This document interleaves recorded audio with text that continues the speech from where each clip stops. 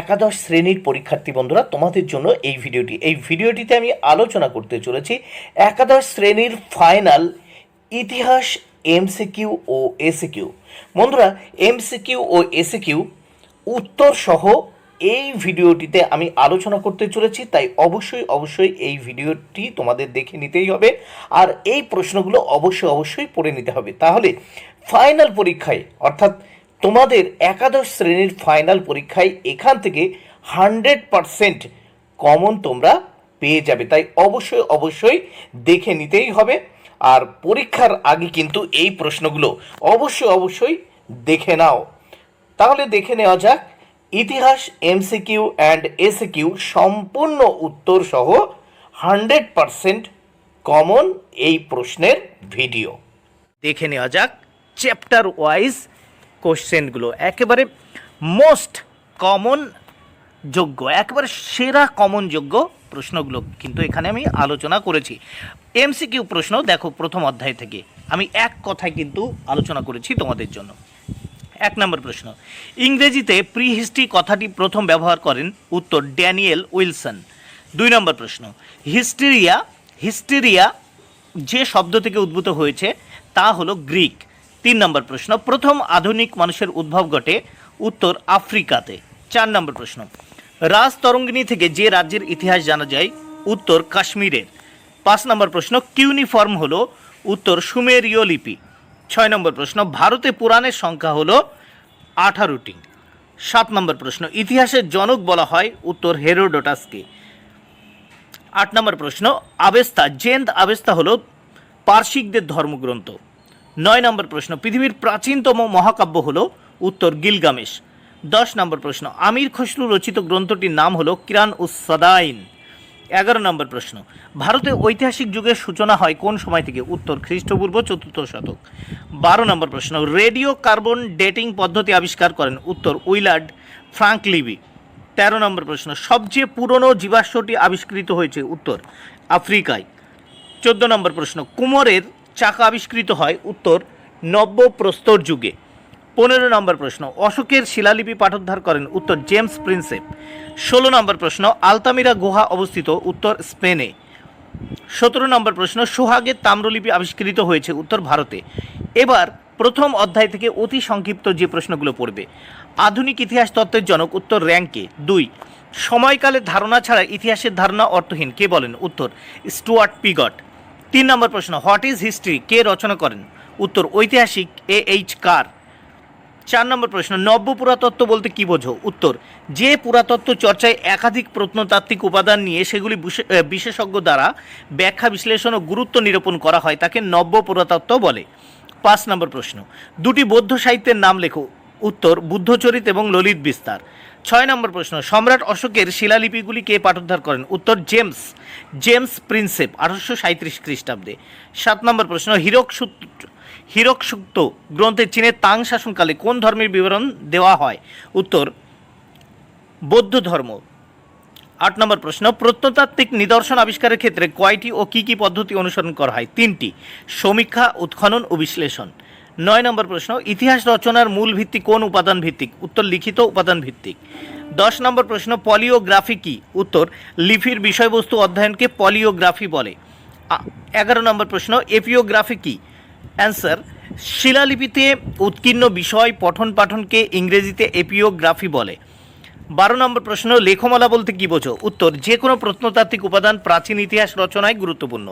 এ ধরনের প্রত্নতাত্ত্বিক লিপি ও ফলকগুলিকে লেখমালা বলে। 13 নম্বর প্রশ্ন, লিপির গুরুত্ব কি? উত্তর লিপি থেকে তৎকালীন আর্থসামাজিক এবং ধর্মীয় বিশ্বাসের নির্ভরযোগ্য প্রমাণ পাওয়া যায়। 14 নম্বর প্রশ্ন, মুদ্রার গুরুত্ব কি? উত্তর মুদ্রা থেকে সমকালীন শাসকের ব্যক্তিগত কীর্তি ছাড়াও আর্থসামাজিক অবস্থার কথা জানা যায়। 15 নম্বর প্রশ্ন, জিগুরাত কি? প্রাচীন সুমেরের প্রতিটি নগরে একটি করে সুবিশাল মন্দির থাকতো, এগুলিকে জিগুরাত বলে। 16 নম্বর প্রশ্ন, ফেরাও কারা? উত্তর প্রাচীন মিশরের রাজাদের ফেরাও বলা হতো। 17 নম্বর প্রশ্ন, ইতিহাস পুরাণ কি? উত্তর বৈদিক সাহিত্যে পুরাণগুলিকে ইতিহাস পুরাণ বলা হয়, সেখানে প্রাচীন মানব সভ্যতার কাহিনী, উপাখ্যান, গাথা বর্ণিত রয়েছে। 18 নম্বর প্রশ্ন, প্রবাহমান ইতিহাস কাকে বলে? উত্তর সময় বা কাল নদীর স্রোতের মতো বয়ে যায়, ইতিহাসের ক্ষেত্রেও তা লক্ষণীয়। এই বয়ে যাওয়া কালকে প্রবাহমান ইতিহাস বলে। 19 নম্বর প্রশ্ন, হায়ারোগ্লিফিক লিপি কি? অ্যান্সার, মূলত চিত্রলিপি যেগুলি ডান দিক থেকে বাম দিকে লেখা হয় ও যেখানে সূর্য বোঝাতে একটি বৃত্তের মধ্যে বিন্দু বসানো থাকতো তাকে হায়ারোগ্লিফিক লিপি বলে। 20 নম্বর প্রশ্ন, ইতিহাস শব্দের ব্যুৎপত্তিগত অর্থ কী? উত্তর, অনুসন্ধানের মাধ্যমে শিক্ষালাভ। 21, জীবাশ্ম কী? লক্ষ লক্ষ বছর ধরে মাটির নিচে চাপা পড়ে থাকার ফলে প্রাণী বা উদ্ভিদের দেহ পাথরে পরিণত হয়। এই দেহ বা দেহাংশগুলিকে জীবাশ্ম বলে। 22 নম্বর প্রশ্ন, প্রাচীনতম জীবাশ্মটি কোথায় পাওয়া যায়? উত্তর, আফ্রিকার কেনিয়াতে। 23 নম্বর প্রশ্ন, ভারতের প্রাচীন দুটি মহাকাব্য কি? ব্যাসদেবের মহাভারত এবং বাল্মীকির রামায়ণ। গ্রীসের প্রাচীন দুটি মহাকাব্য কি? উত্তর, হোমারের ইলিয়াড ও ওডিসি। 25 নম্বর প্রশ্ন, ভারতে মোট কটি পুরাণ আছে? উত্তর, 18টি। 26 নম্বর প্রশ্ন, পৃথিবীর প্রাচীনতম মহাকাব্য কি? উত্তর, গিলগামেশ। 27 নম্বর প্রশ্ন, সমগ্র বিশ্ব হলো সিটি অফ গড কথাটি কে বলেন? উত্তর, জার্মান সন্ন্যাসী অগাস্টিন। 28 নম্বর প্রশ্ন, পুরাণের দুটি গুরুত্ব লেখো। উত্তর, পুরাণ থেকে প্রাচীন ভারতের বিভিন্ন নগর ও রাজ্যগুলির নাম ও ভৌগোলিক অবস্থানের কথা জানা যায়। 29 নম্বর প্রশ্ন, প্রাগৈতিহাসিক যুগের কয়টি পর্ব ও কি কি? উত্তর, দুটি, যথা তাম্র প্রস্তর পর্ব ও লৌহ পর্ব। 30 নম্বর প্রশ্ন, প্রত্নতত্ত্ব শব্দের অর্থ কী?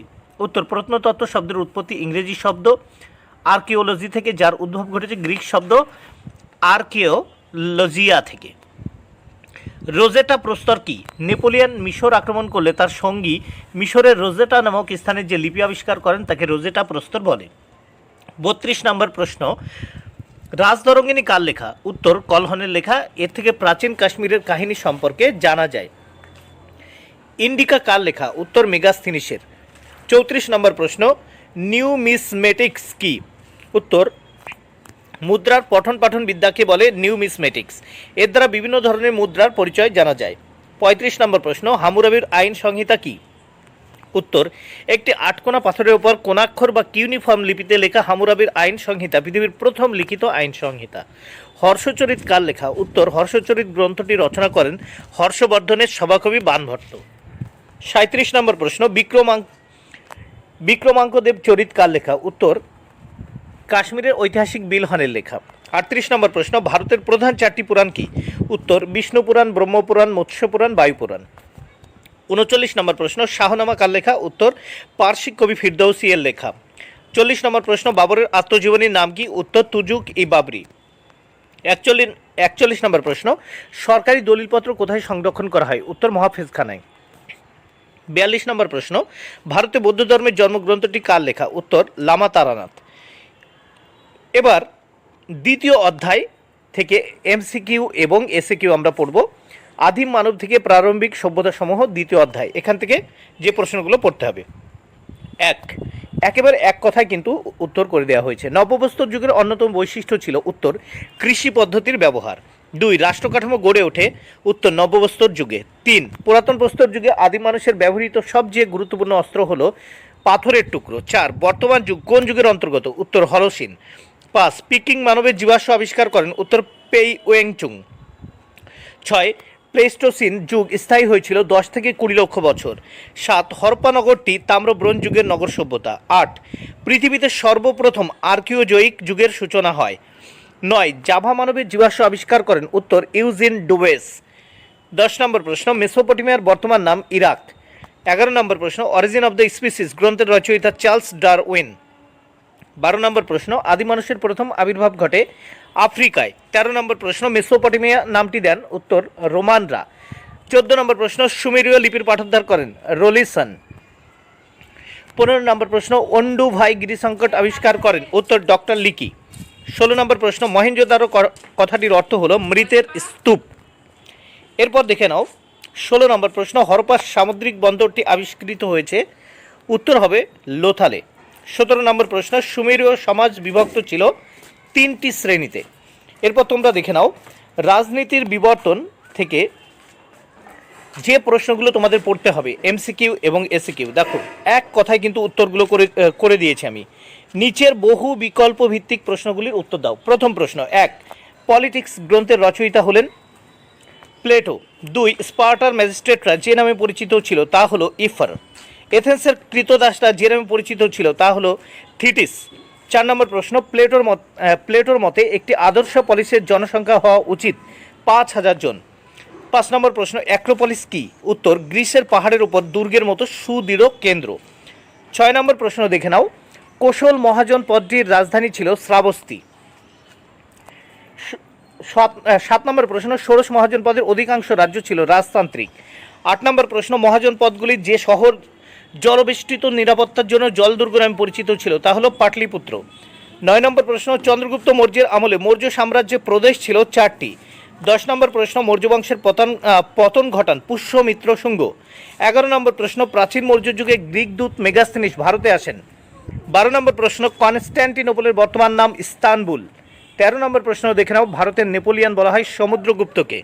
14 নম্বর প্রশ্ন, রোমের শিক্ষিত অভিজাত লোকেরা যে ভাষায় কথা বলতো তা হলো গ্রিক। 15 নম্বর প্রশ্ন, প্রাচীন রোমে যে ধর্ম প্রচলিত ছিল তা হলো বহুত্ববাদী ধর্ম। 16 নম্বর প্রশ্ন, সর্বপ্রথম খ্রিস্ট ধর্ম গ্রহণ করেন যে সম্রাট তা হলো রোমান সম্রাট কনস্ট্যান্টাইন। 17 নম্বর প্রশ্ন, এলাহাবাদ প্রশস্তি রচনা করেন উত্তর হরিসেন। 18 নম্বর প্রশ্ন, বিশাখ দত্তের লেখা গ্রন্থটির নাম মুদ্রা রাক্ষস। 19 নম্বর প্রশ্ন, গুপ্ত যুগের শ্রেষ্ঠ সাহিত্যিক ছিলেন কালিদাস। 20 নম্বর প্রশ্ন দেখে নাও, গুপ্ত যুগের শ্রেষ্ঠ বিজ্ঞানী ছিলেন আর্যভট্ট। 21 নম্বর প্রশ্ন, বৃহৎ সংহিতা গ্রন্থটি রচনা করেন বরাহমিহির। 22 নম্বর প্রশ্ন, আমির খসরু রচিত গ্রন্থটির নাম হলো কিরান উসসাদাইন। 23 নম্বর প্রশ্ন, অটোমান সাম্রাজ্যের শ্রেষ্ঠ সুলতান ছিলেন সুলেমান দ্য ম্যাগনিফিসেন্ট। 24 নম্বর প্রশ্ন, দি ম্যাগনিফিসেন্ট নামে কোন অটোমান সুলতান পরিচিত ছিল? সুলতান সুলেমান।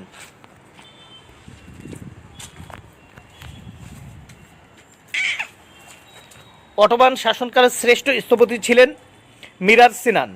নিচের অতি সংক্ষিপ্ত প্রশ্নগুলির উত্তর দিতে হবে। 2-1, নগর রাষ্ট্র কাকে বলে? উত্তর, খ্রিস্টপূর্ব 5ম-4র্থ শতকের মধ্যে গ্রিসে বেশ কিছু ছোট ছোট রাষ্ট্রের অস্তিত্ব ছিল, যেসব রাষ্ট্রের নাগরিকরা প্রত্যক্ষভাবে রাষ্ট্রের কাজকর্মে অংশগ্রহণ করতে পারত। এইসব ছোট ছোট রাষ্ট্রগুলিকে বাংলায় নগররাষ্ট্র ও গ্রিক ভাষায় পলিস বলা হতো। 2-2, জনপদ বলতে কি বোঝো? উত্তর, সংস্কৃত জন শব্দের অর্থ হলো উপজাতি এবং পদ শব্দের অর্থ হলো পা, অর্থাৎ নির্দিষ্ট কোনো উপজাতি গোষ্ঠীর নির্দিষ্ট কোনো বসতিই হলো জনপদ। 3 নম্বর প্রশ্ন, দুটি অরাজতান্ত্রিক মহাজনপদের নাম লেখো, ব্রিজি ও মল্ল। 4 নম্বর প্রশ্ন, সাম্রাজ্য কাকে বলে? সাম্রাজ্য কাকে বলে? উত্তর, কোনো শক্তিশালী রাজতান্ত্রিক বা অভিজাততান্ত্রিক শাসক গোষ্ঠীর সুবৃহৎ রাষ্ট্রকে সাম্রাজ্য বলে। 5 নম্বর প্রশ্ন, ম্যাসিডোনীয় ও মৌর্য সাম্রাজ্যের মধ্যে কয়েকটি সাদৃশ্য উল্লেখ করো। উত্তর, ম্যাসিডোনীয় ও মৌর্য সাম্রাজ্যের মধ্যে কয়েকটি সাদৃশ্য হলো, প্রথমত, মৌর্য ও ম্যাসিডোনীয় উভয় সাম্রাজ্য আয়তনের দিক থেকে সুবিশাল ছিল। দ্বিতীয়ত, উভয় সাম্রাজ্যেরই প্রকৃতি ছিল বংশানুক্রমিক রাজতান্ত্রিক। 6 নম্বর প্রশ্ন, কবে কোথায় আলেকজান্ডারের মৃত্যু হয়? উত্তর, 323 খ্রিস্টপূর্বাব্দে জ্বরে আক্রান্ত হয়ে ব্যাবিলনে আলেকজান্ডারের মৃত্যু হয়। 7 নম্বর প্রশ্ন, গুপ্ত বংশের প্রতিষ্ঠাতা কে ছিলেন? উত্তর, শ্রীগুপ্ত। 8 নম্বর প্রশ্ন, গুপ্ত যুগের শেষ ভাগে নগরগুলির অবক্ষয়ের একটি কারণ নির্ণয় করো। উত্তর, গুপ্ত যুগে শিল্প ও বাণিজ্যের অবক্ষয়ের ফলে নগর জীবনের অবক্ষয় শুরু হয়েছিল। 9 নম্বর প্রশ্ন, চণ্ডাল কাদের বলা হতো? উত্তর, গুপ্ত যুগে ব্রাহ্মণ নারী ও শূদ্র পুরুষের বিবাহজাত সন্তান চণ্ডাল নামে পরিচিত হতো। 10 নম্বর প্রশ্ন, জাস্টিনিয়ান কোড কি? উত্তর, শান্তি প্রতিষ্ঠার জন্য প্রণীত প্রাচীন রোমান আইন প্যাক্স রোমানা নামে পরিচিত ছিল। মধ্যযুগের ইউরোপের সমাজ ও রাষ্ট্রের পুনর্গঠনে এই আইন কানুনগুলো গুরুত্বপূর্ণ ভূমিকা নিয়েছিল। এই আইনগুলির ভিত্তিতে সম্রাট জাস্টিনিয়ান পরে প্রায় 4000 আইন সম্বলিত জাস্টিনিয়ান কোড নামে একটি আইন বিধি রচনা করেন, যা জাস্টিনিয়ান কোড নামে পরিচিত। 11 নম্বর প্রশ্ন, গ্রহণ পরিমোক্ষ নীতি কি? উত্তর, সমুদ্রগুপ্ত দক্ষিণ ভারতের 12 জন রাজাকে পরাজিত করে তাদের রাজ্য দখল করেও পরাজিত রাজাদের রাজ্য ফিরিয়ে দেন। তার এই নীতি গ্রহণ পরিমোক্ষ নীতি নামে পরিচিত। 12 নম্বর প্রশ্ন, অ্যাম্ফিথিয়েটার কি? উত্তর, রোমান সাম্রাজ্যের 4 তলা বিশিষ্ট ক্রীড়াক্ষেত্রে 50,000 দর্শক বসে গ্ল্যাডিয়েটরের যুদ্ধ, রথের দৌড় প্রভৃতি দেখতে পারত। এই ক্রীড়াক্ষেত্র অ্যাম্ফিথিয়েটার নামে পরিচিত। 13 নম্বর প্রশ্ন, ভারতে কোন যুগকে সুবর্ণ যুগ বলা হয়? উত্তর, ভারতে গুপ্ত যুগকে সুবর্ণ যুগ বলা হয়। 14 নম্বর প্রশ্ন, মুদ্রা রাক্ষস ও পঞ্চতন্ত্র কে রচনা করেন? বিশাখ দত্ত মুদ্রা রাক্ষস এবং বিষ্ণু শর্মা পঞ্চতন্ত্র রচনা করেন। কে কাকে ভারতের রক্ষাকারী বলেছেন? ঐতিহাসিক ডক্টর রমেশচন্দ্র মজুমদার গুপ্ত সম্রাট স্কন্দগুপ্তকে ভারতের রক্ষাকারী বলেছেন। 16 নম্বর প্রশ্ন, কে কাবুলিয়াত ও পাট্টার প্রবর্তন করেন? উত্তর, শেরশাহ। 17 নম্বর প্রশ্ন, কে তাজমহল নির্মাণ করেন? এর প্রধান স্থপতি কে ছিলেন? উত্তর, মুঘল সম্রাট শাহজাহান তাজমহল নির্মাণ করেন। তাজমহলের প্রধান স্থপতি ছিলেন ওস্তাদ ঈশা খান।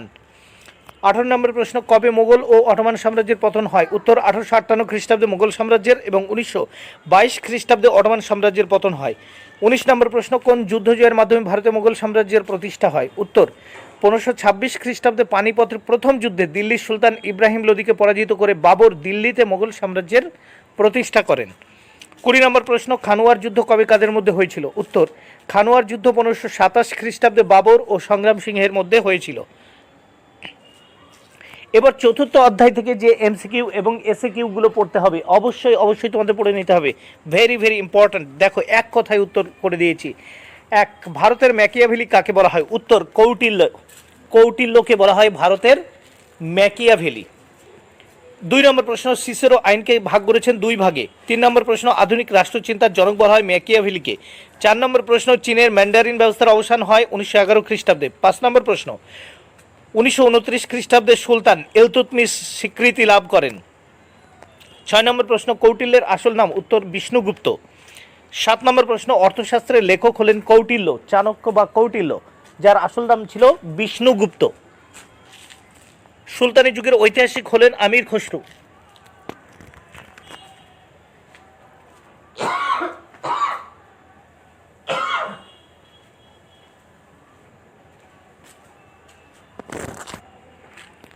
নয় নম্বর প্রশ্ন, সিসেরো ছিলেন একজন প্রখ্যাত রোমান রাজনীতিবিদ এবং আইনজ্ঞ।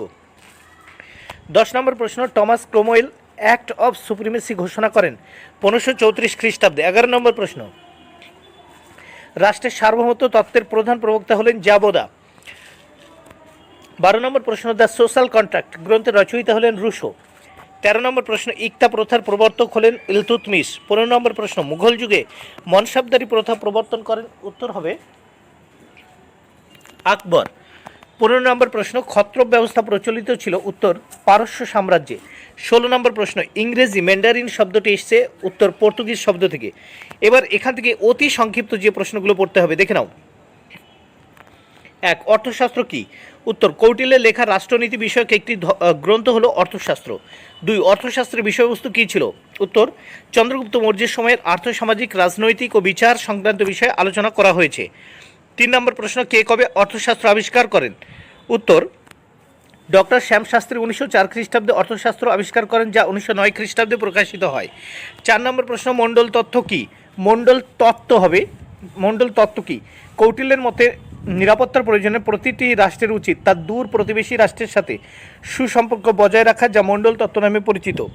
5 নম্বর প্রশ্ন, কৌটিল্য কি কি দুর্গের উল্লেখ করেছেন? উত্তর, গিরিদুর্গ, মরুদুর্গ, জলদুর্গ, বনদুর্গ। 6 নম্বর প্রশ্ন, কৌটিল্যের মতে রাষ্ট্রের সপ্তমিত্র কয় প্রকার ও কী কী? উত্তর, 2 প্রকার, যথা সহজ ও কৃত্রিম। 7 নম্বর প্রশ্ন, কৌটিল্যের কূটনীতির 4টি উপাদান কী কী? উত্তর, সামদান, দণ্ড এবং ভেদ।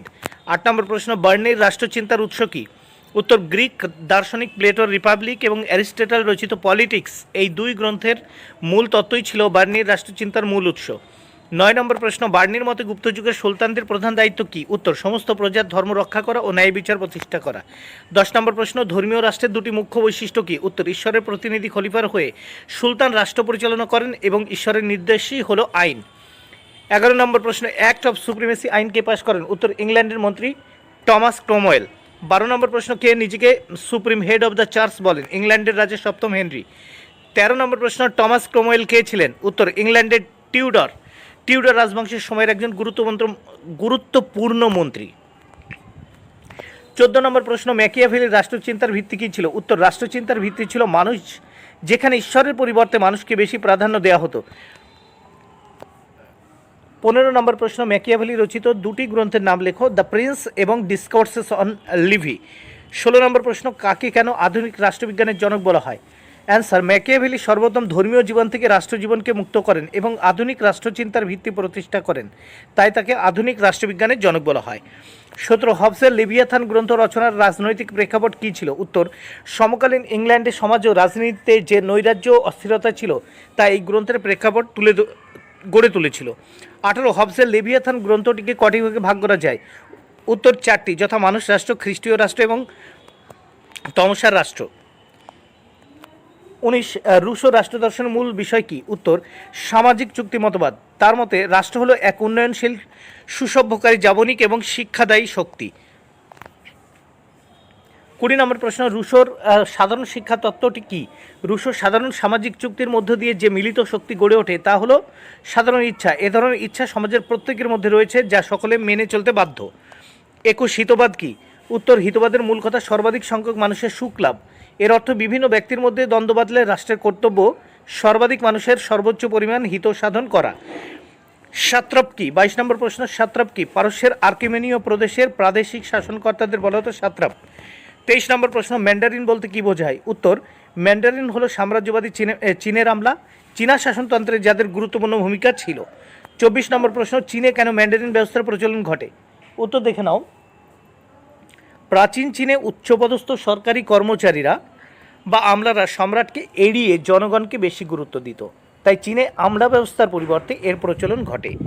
25 নম্বর প্রশ্ন দেখে নাও তোমরা। ইকতা কি?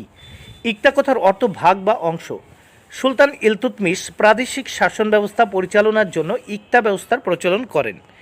26 নম্বর প্রশ্ন, কবে মনসবদারি প্রথা চালু করেন? 1577 খ্রিস্টাব্দে মুঘল সম্রাট আকবর। কে কবে মনসবদারি প্রথা চালু করেন? উত্তর দেখে নাও। 1577 খ্রিস্টাব্দে মুঘল সম্রাট আকবর। এমসিকিউ প্রশ্ন দেখে নাও এবার। অর্থনীতির বিভিন্ন দিক পঞ্চম অধ্যায় থেকে। পৃথিবীতে সর্বপ্রথম দাস বাজার গড়ে ওঠে? উত্তর হবে কিউসে। Option B is the right answer. B হবে উত্তর, কিউসে। 2 নম্বর প্রশ্ন, দর্শকদের মনোরঞ্জনের উদ্দেশ্যে ক্ষুধার্ত হিংস্র পশুর সঙ্গে লড়াই করতে হতো গ্ল্যাডিয়েটররা। উত্তর অপশান এ। প্রথম দাস বিদ্রোহ হয়? উত্তর অপশান বি, সিসিলিতে। অপশান বি হবে সিসিলিতে। গিল্ড ব্যবস্থা সর্বপ্রথম কোন দেশে গড়ে উঠেছিল? উত্তর জার্মানিতে। গিল্ড ব্যবস্থা সর্বপ্রথম কোন দেশে গড়ে উঠেছিল? উত্তর অপশান সি, জার্মানিতে। 5 নম্বর প্রশ্ন, ম্যানর ব্যবস্থার আরেক নাম ছিল? উত্তর সিনিয়রীয় ব্যবস্থা। Option A. 6 নম্বর প্রশ্ন, সামন্ততান্ত্রিক ইউরোপে কৃষকদের প্রদেয় টাইদ কটি ছিল? উত্তর অপশান বি, ধর্মকর। অপশান বি, ধর্মকর। 7 নম্বর প্রশ্ন, সামন্ততন্ত্রে বীর যোদ্ধাদের বলা হতো? Option B, night. 8 নম্বর প্রশ্ন, করভি ছিল? অপশান সি, বেগার শ্রম। 9 নম্বর প্রশ্ন, ম্যানরের দরিদ্র কৃষকরা ভিলেইন নামে পরিচিত ছিল। 10 নম্বর প্রশ্ন, প্রাচীন ভারতে কখন দ্বিতীয় নগরায়ণ শুরু হয়েছিল? খ্রিস্টপূর্ব 6ষ্ঠ শতকে। অপশান সি, খ্রিস্টপূর্ব 6ষ্ঠ শতকে। খ্রিস্টীয় 6ষ্ঠ শতকে। Option C is the right answer. 11 নম্বর প্রশ্ন, হরপ্পা সভ্যতার যুগের সামুদ্রিক বন্দরটি লোথালে। Option A is the right answer. লোথালে। হরপ্পা সভ্যতার যুগের সামুদ্রিক বন্দরটি ছিল লোথালে। অপশান এ। 12 নম্বর প্রশ্ন, সামন্ততন্ত্রে ভূমিহীন কৃষকদের বলা হতো করাট ও ব্রুফটার। সামন্ততন্ত্রে ভূমিহীন কৃষকদের বলা হতো? অপশান ডি, করাট ও ব্রুফটার। 13 নম্বর প্রশ্ন, বণিক ও কারিগরদের সমিতিকে বলা হতো গিল্ড। অপশান এ, বণিক ও কারিগরদের সমিতিকে বলা হতো? Option A, guild. 14 নম্বর প্রশ্ন, মিশরের সর্বোচ্চ শাসককে বলা হতো ফেরাও। অপশান বি, মিশরের সর্বোচ্চ শাসককে বলা হতো ফেরাও। Option B. 15 নম্বর প্রশ্ন, দুজন সামন্তপ্রভুর মধ্যে তলোয়ারের যুদ্ধকে বলা হতো? Option C, duel. দুজন সামন্তপ্রভুর মধ্যে তলোয়ারের যুদ্ধকে বলা হতো ডুয়েল। 16 নম্বর প্রশ্ন, মিশরের অধিকাংশ কৃতদাস ছিল? Option D, গৃহভৃত্য। 17 নম্বর প্রশ্ন, পালিয়ে যাওয়া কৃতদাসকে বলা হতো ম্যানুমিসিও। 18 নম্বর প্রশ্ন, ভারতে প্রথম নগরায়ণ ঘটেছিল? অপশান এ, হরপ্পা সভ্যতার যুগে। 19 নম্বর প্রশ্ন, টাইলে ছিল এক প্রকার সামন্তকর। Option D. 20 নম্বর প্রশ্ন, দ্বিতীয় পিউনিক যুদ্ধে জয়লাভ করে রোম। Option B, Rome.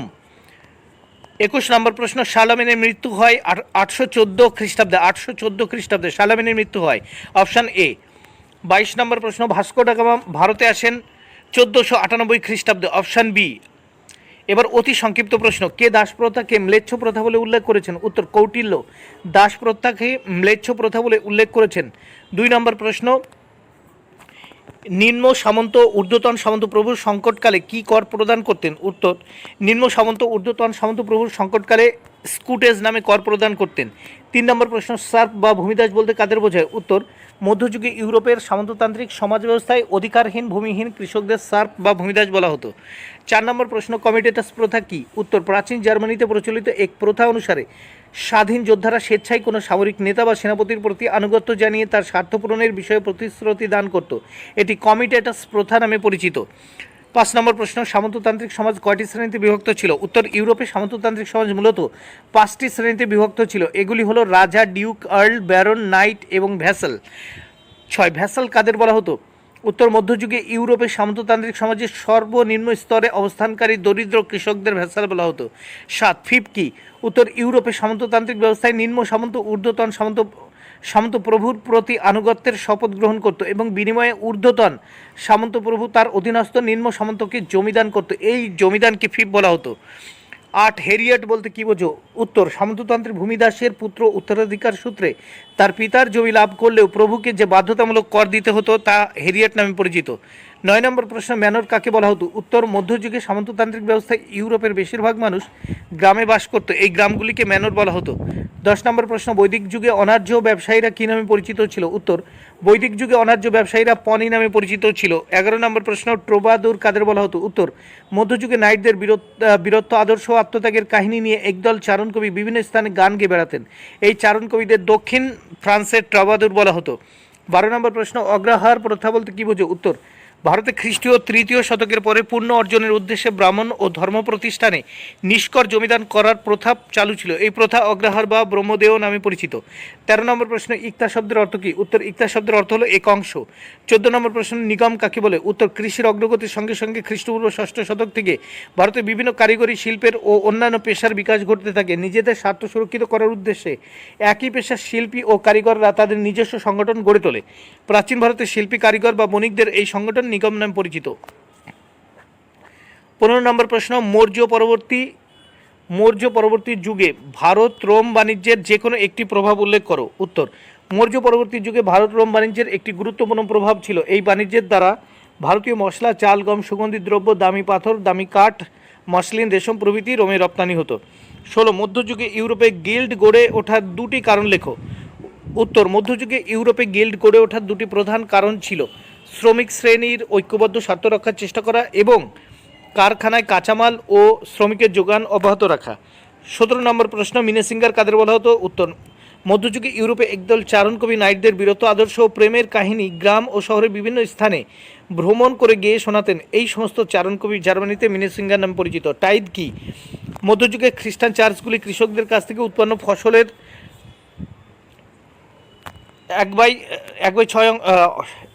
1/3 অংশ কর আদায় করতো। এই কর টাইদ বা ধর্মকর নামে পরিচিত। 1/3 কর আদায় করত। ভার্নি কাদের বলা হতো? কৃতদাসদের যেসব সন্তান জন্মসূত্রে কৃতদাসে পরিণত হতো তাদের ভার্নি বলা হতো। 20, কৃতদাসদের কিরূপ শাস্তি দেওয়া হতো? উত্তর, কৃতদাসদের লোহার শেকলে বেঁধে উত্তপ্ত লোহার ছেঁকা দেওয়া প্রভৃতি শাস্তি দেওয়া হতো।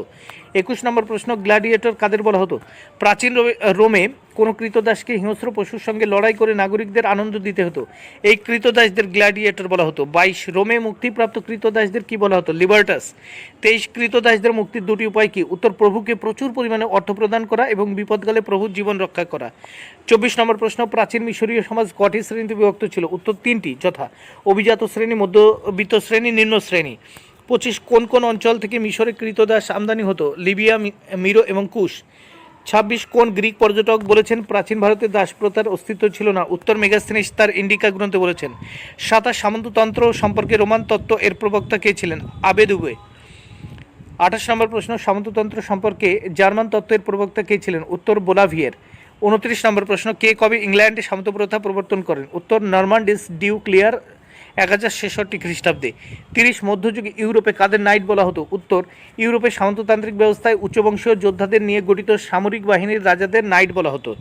31, কাকে সামন্ততান্ত্রিক ব্যবস্থার অগ্রদূত বলা হতো? অগ্রহার ব্যবস্থাকে। 32, মধ্যযুগে ইউরোপের কয়েকটি বাণিজ্য কেন্দ্র কি কি? উত্তর, ভেনিস, মিলান, পিসা এবং নেপলস। 33, মূল্য বিপ্লব কাকে বলে? উত্তর, দ্বাদশ শতকের মধ্যভাগ থেকে চতুর্দশ শতকের মধ্যভাগ পর্যন্ত জিনিসপত্রের মূল্য ব্যাপক হারে বৃদ্ধি পায়, যা সাধারণভাবে মূল্য বিপ্লব নামে পরিচিত। 34, কম্পাসের ব্যবহার বাণিজ্য ক্ষেত্রে কি সুবিধা করে? উত্তর, দ্বাদশ শতকে এর আবিষ্কার জলপথে বাণিজ্যের পণ্য চলাচলের সুবিধা করে দেয়। 35 গিল্ড কী ছিল? উত্তর, মধ্যযুগে ইউরোপের ব্যবসায়ী ও কারিগর শ্রেণী নিজেদের স্বার্থ সুরক্ষিত রাখার জন্য আলাদা সংগঠন গড়ে তোলে, যা গিল্ড নামে পরিচিত। 36 ইউরোপে কখন কোথায় প্রথম গিল্ড গড়ে ওঠে? ইংল্যান্ডে একাদশ থেকে দ্বাদশ শতকে সর্বপ্রথম গিল্ড গড়ে ওঠে। 37 কারিগরদের পৃথক গিল্ড সর্বপ্রথম কোথায় গড়ে ওঠে? ইতালিতে গড়ে ওঠে। 38 মধ্যযুগে ইংল্যান্ডের গুরুত্বপূর্ণ নগর ছিল কোনগুলো? উত্তর, লন্ডন, অক্সফোর্ড, কেমব্রিজ, ব্রিস্টল। 39 মধ্যযুগে জার্মানির দুটি গুরুত্বপূর্ণ নগর কী ছিল? মিউনিক এবং নুরেমবার্গ। মৌর্য পরবর্তী যুগে ভারত থেকে রোমের বাণিজ্যের যে কোনো একটি প্রভাব, এই বাণিজ্যের দ্বারা ভারতীয় মশলা, চাল, গম, সুগন্ধি দ্রব্য, দামি পাথর। এবার ষষ্ঠ অধ্যায় থেকে যে প্রশ্নগুলো পড়তে হবে। 1, স্পার্টার সমাজের সর্বোচ্চ স্থানে প্রতিষ্ঠিত ছিল স্পার্টান। উত্তর বি, অপশান বি। স্পার্টার সমাজের সর্বোচ্চ স্থানে প্রতিষ্ঠিত ছিল অপশান বি, স্পার্টান। নিষাদ হলো অপশান এ, অরণ্যভূমি উপজাতি। অরণ্যভূমির উপজাতি নিষাদ অরণ্যভূমির উপজাতি। অর্থশাস্ত্রে কত প্রকার বিবাহের রীতি উল্লেখ আছে? উত্তর, অপশান ডি, 8 প্রকার। 4 নম্বর প্রশ্ন, প্রণয়মূলক বিবাহ নিম্নলিখিত কোন শ্রেণীর বিবাহের অন্তর্ভুক্ত? উত্তর, অপশান ডি, অপশান ডি, গান্ধর্ব। 5 নম্বর প্রশ্ন, প্রাচীন মিশরীয় রানী নেফারতিতি, অপশান সি, আখেনটেনের প্রধান মহিষী ও সহশাসক ছিলেন। 6 নম্বর প্রশ্ন, মিশরের নেপোলিয়ান বলা হয় অপশান এ, তৃতীয় থুটমোসকে। Option A is the right answer. নূরজাহানের প্রকৃত নাম ছিল Mehrunnisa. Option B is the right answer. Option B, নূরজাহানের প্রকৃত নাম ছিল মেহরুন্নিসা। পতিত ক্ষত্রিয় বলা হয় অপশান সি, বহিরাগত কয়েকটি অনার্য জাতিকে পতিত ক্ষত্রিয় বলা হতো। 9 নম্বর প্রশ্ন, ক্লিওপেট্রা আত্মহত্যা করেন। উত্তর, অপশান এ, সর্পাঘাতে। Option A is the right answer. 10 নম্বর প্রশ্ন, রানী দুর্গাবতী নিহত হন। অপশান বি, গন্ডোয়ানার যুদ্ধে। Option B is the right answer. 11 নম্বর প্রশ্ন, দিজ বলা হয় ব্রাহ্মণদের। Option B is the right answer. দিজ বলা হয় ব্রাহ্মণদের। Option B is the right answer. 12 নম্বর প্রশ্ন, ব্রাত্য শব্দটির অর্থ কী? ব্রাত্য শব্দটির অর্থ হল দল। Option B is the right answer. তরাইনের দ্বিতীয় যুদ্ধ কত খ্রিস্টাব্দে সংঘটিত হয়েছিল? 1192 খ্রিস্টাব্দে। Option C is the right answer. Option C, তরাইনের দ্বিতীয় যুদ্ধ সংঘটিত হয়েছিল 1192 খ্রিস্টাব্দে। 14 নম্বর প্রশ্ন, স্পার্টার শাসন কাঠামো কেমন ছিল? অপশান ডি, অভিজাততান্ত্রিক। Option D is the right answer. 15 নম্বর প্রশ্ন, প্রাচীন ভারতে ব্রাত্য ও নিষাদ ছিল। অপশান সি, পঞ্চম শ্রেণীর অন্তর্ভুক্ত। Option C is the right answer. 16 নম্বর প্রশ্ন, গ্রিক দূত মেগাস্তিনিস মৌর্য যুগে ভারতীয় সমাজে কটি জাতির উল্লেখ করেছেন? অপশান এ, 7টি। Option A is the right answer, 7টি।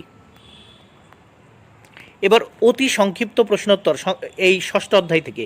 1, কৃতদাস প্রথা গ্রিক সভ্যতার মৌলিক উপাদান, একথা কে বলেছেন? উত্তর, কৃতদাস প্রথা গ্রিক সভ্যতার মৌলিক উপাদান, একথা বলেছেন ঐতিহাসিক অ্যান্ড্রুজ। 2, কাদের কেন দ্বিজ বলা হয়? উত্তর, ব্রাহ্মণদের দ্বিজ বলা হয়। একবার তারা মানুষ রূপে জন্মগ্রহণ করে, দ্বিতীয়বার তারা উপবীত ধারণ করে ব্রাহ্মণ রূপে পরিচিতি লাভ করে। 3, চতুর্বর্ণের নামগুলি লেখো। অ্যান্সার, চতুর্বর্ণের নামগুলি হলো ব্রাহ্মণ ও ক্ষত্রিয়, বৈশ্য ও শূদ্র। 4, সপ্তজাতি তত্ত্ব কী? অ্যান্সার, গ্রিক দূত মেগাস্তিনিস ভারতের 7টি জাতির অস্তিত্বের কথা উল্লেখ করেছেন। এই তত্ত্ব সপ্তজাতির তত্ত্ব নামে পরিচিত। 5, আর্য সমাজে পঞ্চম শ্রেণী কাদের বলা হতো? উত্তর, আর্য সমাজ ব্যবস্থায় চতুর্বর্ণের বাইরে মুচি, মেথর, অন্যান্য নিম্ন পেশার মানুষকে পঞ্চম শ্রেণী বলা হতো। 6, অগ্নিকুল তত্ত্ব কে প্রচার করেন? উত্তর, কবি চাঁদ বরদাই পৃথ্বীরাজ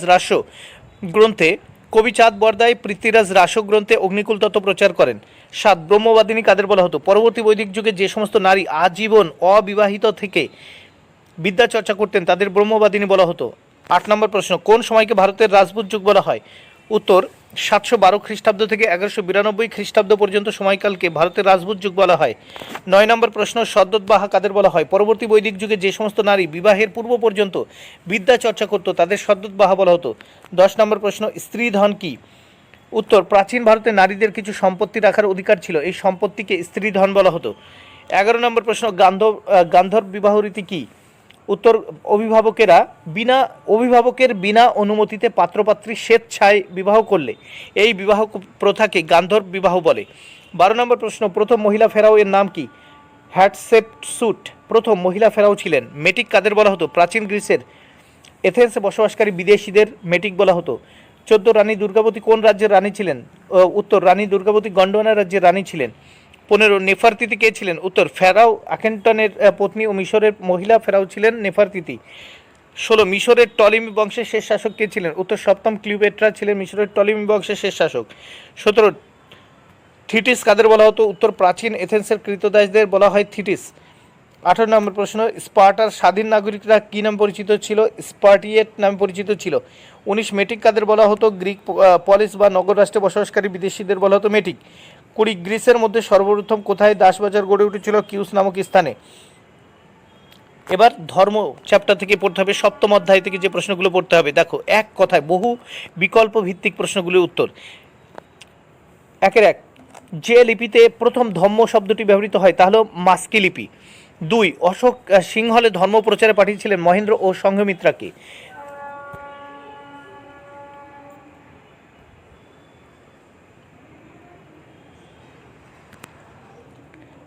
4 আলাউদ্দিন খালজির রাজত্বকাল স্থায়ী হয়েছিল 20 বছর। 5 ইবাদত খানা কথাটির অর্থ হল উপাসনা গৃহ। 6 শার্লামেন জাতিতে ছিলেন ফ্রাঙ্ক। 7 নম্বর প্রশ্ন, প্রথম ক্রুসেড বা ধর্মযুদ্ধ হয়েছিল 1095 খ্রিস্টাব্দে। 8 প্রথম খলিফা হলেন আবু বকর। 9 স্পেনে মুসলিম শাসন বজায় ছিল 300 বছর। 10 ঋগ্বেদে সংকলিত সূত্র সংখ্যা 1028টি। 11 অথর্ববেদে অধ্যায় সংখ্যা 20টি। 12 নম্বর প্রশ্ন, ঋগ্বেদের যম হলেন পিতৃলোকের অধিকর্তা। 13 নম্বর প্রশ্ন, বৈদিক যুগের ঝড়ের দেবতা ছিলেন মরুর।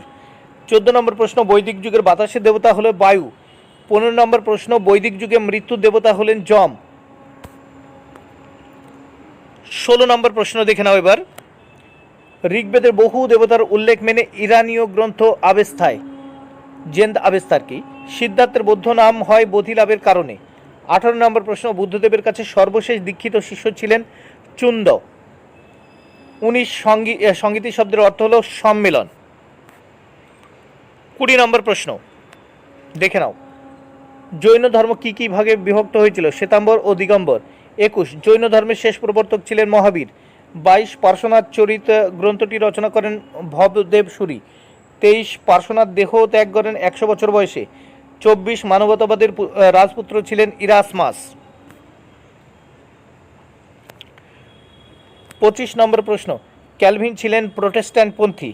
26 নম্বর প্রশ্ন, অশোক বুদ্ধদেবের বাণী ও আদর্শ প্রচারের জন্য নিয়োজিত করেন ধম্ম মহামাত্র নামে কর্মচারী। 27 নম্বর প্রশ্ন, 5টি গ্রিক শাসিত রাজ্য অশোকের দূত পাঠানোর কথা জানা যায় পালি ভাষায় লেখা বৌদ্ধ গ্রন্থ দিব্যংশ থেকে। 28 নম্বর প্রশ্ন দেখে নেওয়া যাক, পিটার দ্য হারমিট হলেন একজন পাদ্রী। 29 নম্বর প্রশ্ন, প্রথম ক্রুসেড আহ্বান করেছিলেন পোপ দ্বিতীয় আরবান। 30 নম্বর প্রশ্ন, খলিফা কথাটির অর্থ হল খলিফার প্রতিনিধি বা উত্তরাধিকারী। 31 নম্বর প্রশ্ন, দিল্লির কোন সুলতান সর্বপ্রথম বাগদাদের খলিফার বৌদ্ধ স্বীকৃতি লাভ করেছিল? উত্তর, ইলতুৎমিশ। ওটা হবে বৈধ স্বীকৃতি লাভ করেছিল ইলতুৎমিশ। 32 নম্বর প্রশ্ন, ইংল্যান্ডে ধর্ম সংস্কার আন্দোলনের প্রথম উদ্যোগ নেন অষ্টম হেনরি। এবার শেষ চ্যাপ্টার বা অষ্টম অধ্যায় থেকে যে প্রশ্নগুলো পড়তে হবে, নিচের বহু বিকল্প ভিত্তিক প্রশ্নগুলির উত্তর দাও। 1 আধুনিক রাসায়নিক বিদ্যার জনক কাকে বলা হয়? ল্যাভোসিয়রকে। 2 কোপার্নিকাসের বক্তব্যকে সর্বাধিক জনপ্রিয় করে তোলেন জিওর্দানো ব্রুনো। 3 নম্বর প্রশ্ন, টেলিস্কোপ বা দূরবীন যন্ত্রের আবিষ্কার করেন গ্যালিলিও গ্যালিলি। 4 নম্বর প্রশ্ন, প্রিন্সিপিয়া গ্রন্থে রচনা করেন নিউটন।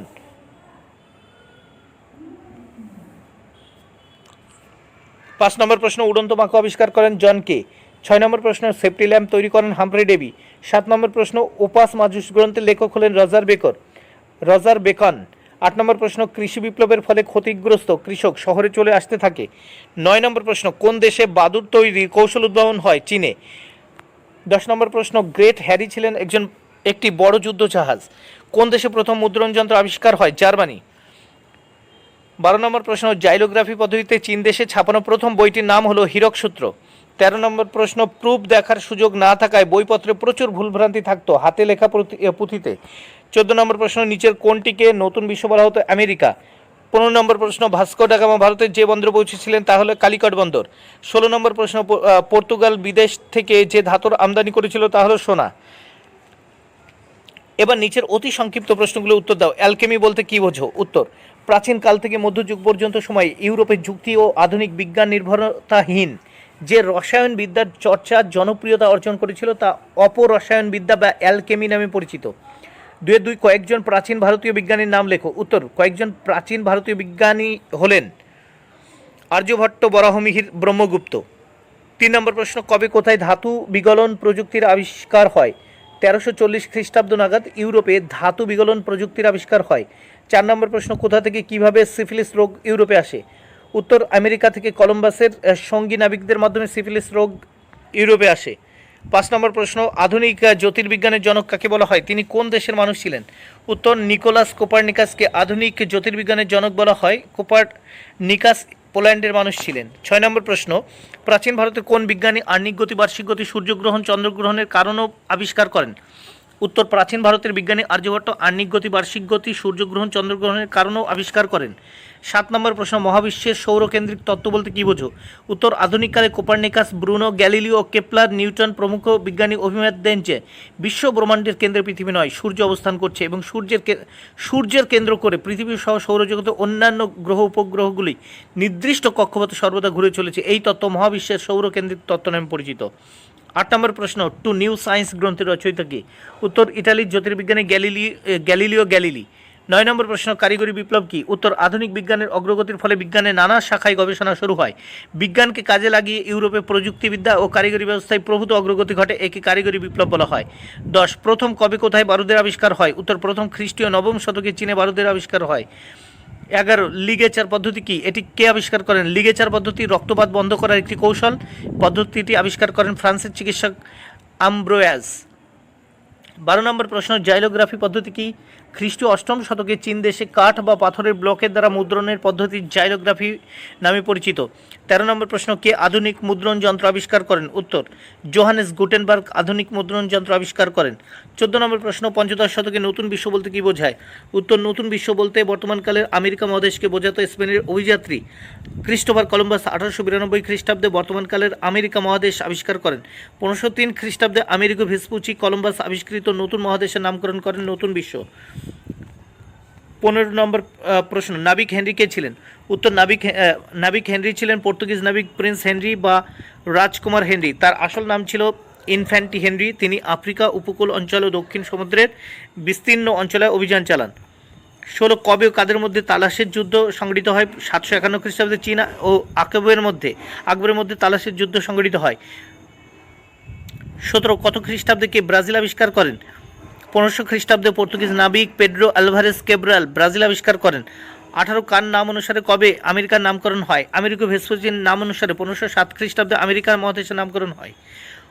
19 নম্বর প্রশ্ন, কে ফিলিপাইন দ্বীপপুঞ্জ আবিষ্কার করেন? কার নাম অনুসারে এই দ্বীপপুঞ্জের নামকরণ করা হয়? স্পেনের নাবিক ফার্দিনান্দ ম্যাগেলান 1519 খ্রিস্টাব্দে ফিলিপাইন দ্বীপপুঞ্জ আবিষ্কার করেন। স্পেনের যুবরাজ ফিলিপের নাম অনুসারে এই দ্বীপপুঞ্জের নামকরণ হয় ফিলিপাইন দ্বীপপুঞ্জ। 20 নম্বর প্রশ্ন, জলপথে কে সর্বোত্তম পৃথিবী প্রদক্ষিণ করে? জলপথে কে সর্বোত্তম পৃথিবী প্রদক্ষিণ করেন? উত্তর, জলপথে সর্বোত্তম পৃথিবী প্রদক্ষিণ করেন স্পেনের নাবিক ম্যাগেলান।